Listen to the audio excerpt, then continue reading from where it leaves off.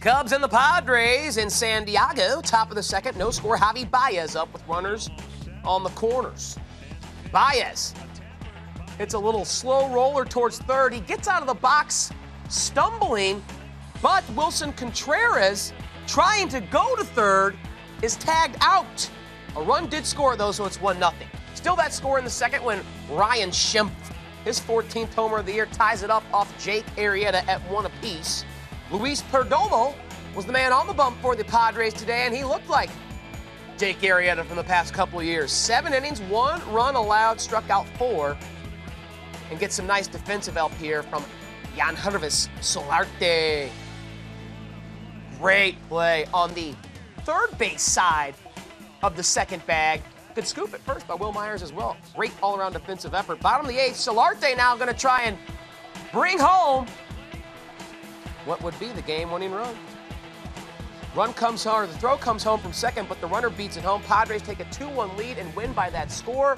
Danny Graves, that is now 6 straight L's for the Chicago Cubs. They had that great homestand where they went 7-2, but ever since then, they've reverted back to some early season miscues on the diamond. Just putting 1 run on the board for Jake Arrieta, who had one of his better starts in the last few weeks. What's going on with the Cubs? Are they really going to be this inconsistent all year long?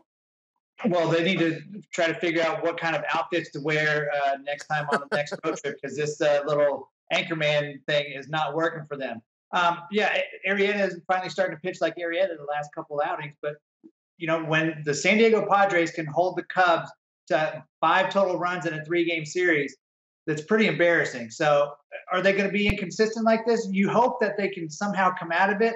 Are they, still on a high from the World Series last year? I mean, Kyle Schwarber, I really do believe Kyle Schwarber is going to start hitting. I know that he's kind of platooning right now, moving him around, but a lot of this has to go back to Dexter Fowler. When Dexter Fowler was at the top of this lineup last year, we know how great this team was. And when he was out of lineup, they struggled a little bit. And I know he's not off to a great start with the Cardinals this year, but just his presence at the top of the lineup with the Cubs last year was a big difference. So I do believe that they're better than what they're showing right now. 6 in a row.